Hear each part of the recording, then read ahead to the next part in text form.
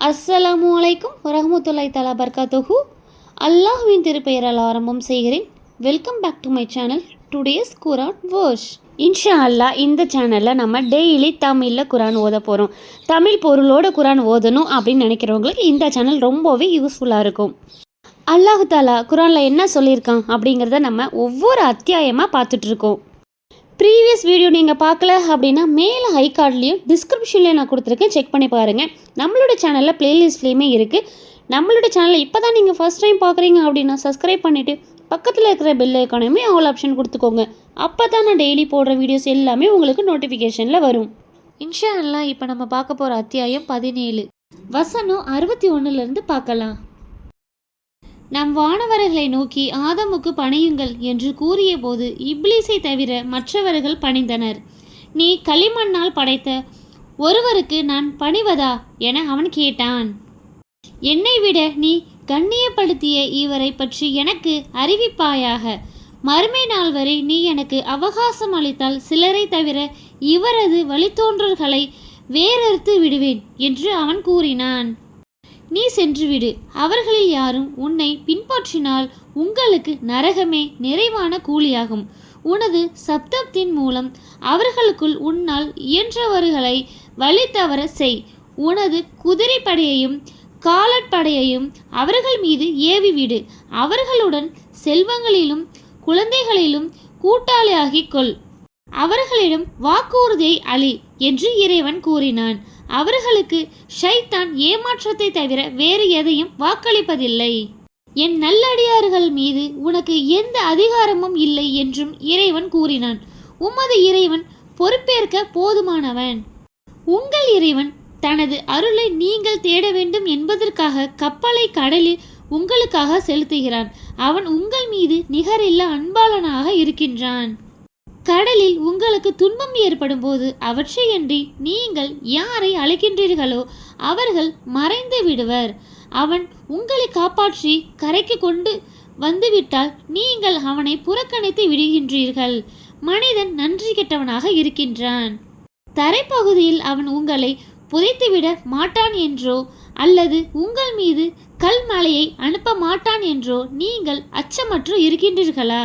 அதன் பிறகு உங்களுக்கு எந்த பொறுப்பாளரையும் காண மாட்டீர்கள்.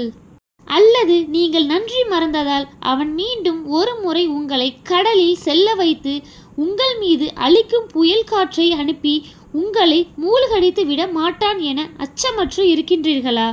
பின்னர் அதில் நமக்கு எதிராக உங்களுக்கு உதவுபவர் எவரையும் காண மாட்டீர்கள்.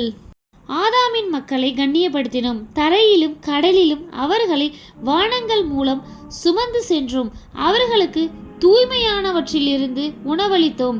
நாம் படைத்ததில் பலவற்றையும் விடவும் அவர்களை மிகவும் சிறப்பித்தோம்.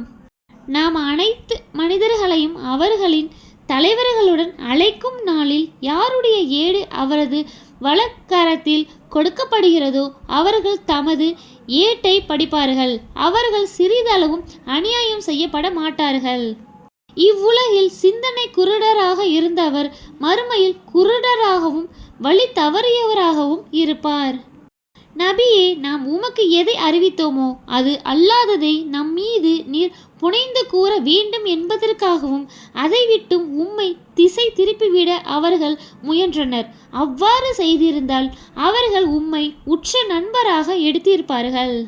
நபியே, உம்மை நாம் உறுதிப்படுத்தி இருக்காவிட்டால் சிறிதளவேனும் அவர்களின் பக்கம் சாய முனைந்திருப்பீர். அப்படி செய்திருந்தால் உம்மை வாழ்வில் 2 மடங்கும் மரணத்தில் 2 மடங்கும் வேதனையை சுவைக்க கூட செய்திருப்போம். பிறகு நமக்கு எதிராக உமக்கு உதவுபவர் எவரையும் காண மாட்டீர். நபியே, உம்மை இவ்வூரிலிருந்து கிளப்பி வெளியேற்றுவதற்கு அவர்கள் முனைந்தனர்.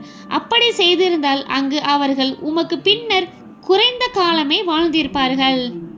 உமக்கு முன் நாம் அனுப்பிய தூதர்களில் விஷயத்தில் இதுவே நம் நடைமுறையாகும்.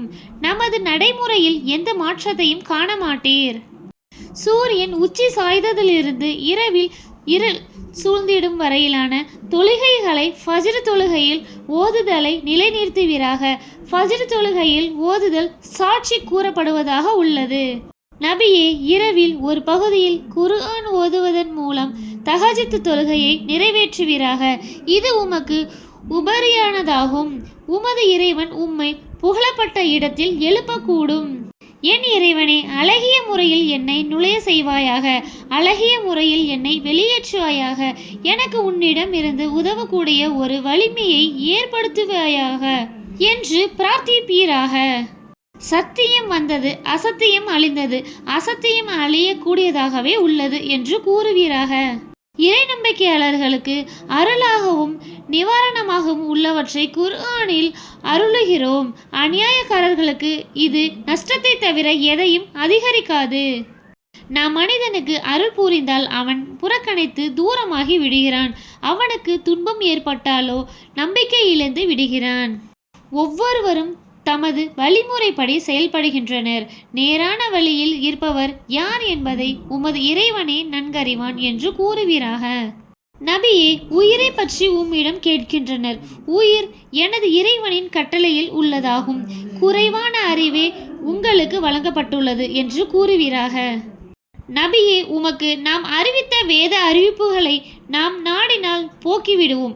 அதன் பின்னர் அதில் நமக்கு எதிராக உமக்கு பொறுப்பாளர் எவரையும் காண மாட்டீர். எனினும் அவ்வாறு போக்காமல் இருப்பது உமது இறைவனின் அருளாகும். உம்மீது அவனுடைய அருள் மிக பெரியதாகவே இருக்கிறது. மனிதர்களும் ஜின்களும் இந்த குர்ஆனை போன்ற ஒன்றை கொண்டு வருவதற்காக ஒன்று சேர்ந்தாலும் இதனை போன்று அவர்களால் கொண்டு வர முடியாது. அவர்களில் ஒருவருக்கொருவர் உதவியாளராக இருந்தாலும் சரியே என்று கூறுவீராக. இந்த குர்ஆனில் மனிதர்களுக்காக ஒவ்வொரு உதாரணத்தையும் விவரித்துள்ளோம். ஆனால் மனிதர்களில் பெரும்பாலானோர் இறை மறுப்பை தவிர மற்றதை மறுக்கின்றனர். நீர் எங்களுக்காக ஒரு நீரூற்றை பூமியிலிருந்து பீரிட்டு ஓட செய்யாதவரை உம்மை நம்பவே மாட்டோம் என்று அவர்கள் கூறுகின்றனர். அல்லது உமக்கு பேரிச்சை மற்றும் திராட்சை தோட்டம் இருந்து அவற்றுக்கிடையே ஆறுகள் பாய்ந்தோடுமாறு நீர் செய்ய வேண்டும். அல்லது நீர் நம்புவது போல் எங்கள் மீது வானத்தை துண்டு துண்டாக விழச் செய்ய வேண்டும். அல்லது நீர் எங்கள் முன்னிலையில் அல்லாஹ்வையும் வானவர்களையும் கொண்டு வர வேண்டும். அல்லது தங்கத்திலான வீடு உமக்கு இருக்க வேண்டும். அல்லது நீர் வானில் ஏறி செல்ல வேண்டும். நாங்கள் படிக்கும் வகையில் ஒரு புத்தகத்தை எங்களிடம் கொண்டு வராத வரை நீர் ஏறி சென்றதை நாங்கள் நம்பவே மாட்டோம் என்றும் கூறுகின்றனர். நபியே, என் இறைவன் தூயவன். நான் தூதராக இருக்கும் மனிதனை தவிர வேறில்லை என்று கூறுவீராக. மனிதர்களிடம் நேர்வழி வரும்போது அவர்கள் இறை நம்பிக்கை கொள்வதற்கு தடையாக இருந்ததெல்லாம் ஒரு மனிதரையா அல்லாஹ் தூதராக அனுப்பினான் என்று அவர்கள் கேட்டதுதான். பூமியில் நிம்மதியாக நடமாடிக்கொண்டிருக்கும் வானவர்கள் இருந்திருந்தால் அவர்களுக்கு வானிலிருந்து ஒரு வானவரை தூதராக அனுப்பியிருப்போம் என்று கூறுவீராக. எனக்கும் உங்களுக்கும் இடையே சாட்சியாக இருக்க அல்லாஹ் போதுமானவன். தன் அடியார்களை பற்றி அவனே நன்கறிந்தவனாகவும் பார்ப்பவனாகவும் இருக்கின்றான் என்றும் கூறுவீராக. யாருக்கு அல்லாஹ் நேர்வழி காட்டுகிறானோ அவரே நேர்வழி பெற்றவர். யாரை அவன் வழிகேட்டில் விட்டுவிடுகிறானோ அவர்களுக்கு அவனையன்றி வேறு பாதுகாவலர்களை காண மாட்டீர். மறுமை நாளில் அவர்களை குருடர்களாகவும் ஊமைகளாகவும் செவிடர்களாகவும் அவர்களை முகம் குப்புற நடப்பவர்களாகவும் ஒன்று சேர்ப்போம். அவர்களின் தங்குமிடம் நரகமாகும். அவர்களுக்கு அந்நெருப்பானது தனியும் போதெல்லாம் கொழுந்து விட்டு எறிவதை அதிகப்படுத்துவோம். இதுவே அவர்களுக்கான கூலியாகும். அவர்கள் நமது வசனங்களை மறுத்து நாம் எலும்புகளாகவும் மக்கி போனவையாகவும் ஆகிவிட்டாலும் புதிய படைப்பாக எழுப்பப்படுவோமா என்று கேட்டதே இதற்கு காரணம். வானங்களையும் பூமியையும் படைத்தவனாகிய அல்லாஹ் இவர்கள் போன்றவர்களை படைப்பதற்கும் ஆற்றலுடையவன் என்பதை அவர்கள் சிந்திக்கவில்லையா? அவர்களுக்கென ஒரு தவணையை அவன் ஏற்படுத்தியுள்ளான். அதில் எந்த சந்தேகமும் இல்லை. எனினும் அநியாயக்காரர்கள் இறைமறுப்பை தவிர மற்றதை மறுக்கின்றனர். என் இறைவனுடைய அருட்களஞ்சியங்களுக்கு நீங்கள் சொந்தக்காரர்களாக இருந்திருந்தால் அப்போது செலவிடுவதற்கு அஞ்சி தடுத்து வைத்திருப்பீர்கள். மனிதன் பெரும் கஞ்சனாக இருக்கின்றான் என்று கூறுவீராக. தெளிவான 9 அற்புதங்களை நாம் மூசாவுக்கு வழங்கினோம். இஸ்ராயலின் வழித்தோன்றல்களிடம் அவர் வந்தபோது நடந்த நிகழ்வுகளை நபியே அவர்களிடம் கேட்பீராக. அப்போது அவரிடம், மூசாவே, நீர் சூனியம் செய்யப்பட்டவர் என்றே எண்ணுகின்றேன் என்று ஃபிர்அவுன் கூறினான். வானங்கள் பூமியின் இறைவனே இவற்றை தெளிவான சான்றுகளுடன் அருளியுள்ளான் என்பதை நீ நன்கறிவாய். ஃபிர்அவுனே, நீ அழிக்கப்படுபவன் என உறுதியாக நம்புகிறேன் என்று மூசா கூறினார். அவன் அவர்களை அப்பூமியிலிருந்து வெளியேற்ற எண்ணினான். ஆனால் அவனையும் அவனுடன் இருந்த அனைவரையும் நாம் மூழ்கடித்தோம். இதன் பின்னர் இஸ்ராயேலின் வழித்தோன்றல்களிடம், நீங்கள் இப்பூமியில் குடியிருங்கள், மறுமையின் வாக்குறுதி வரும்போது உங்களை ஒட்டுமொத்தமாக கொண்டு வருவோம் என்று கூறினோம். உண்மையை கொண்டே இதை இறக்கினோம், உண்மையை கொண்டே இது இறங்கியது. உம்மை நாம் நற்செய்தி கூறுபவராகவும் எச்சரிக்கை செய்பவராகவுமே தவிர அனுப்பவில்லை.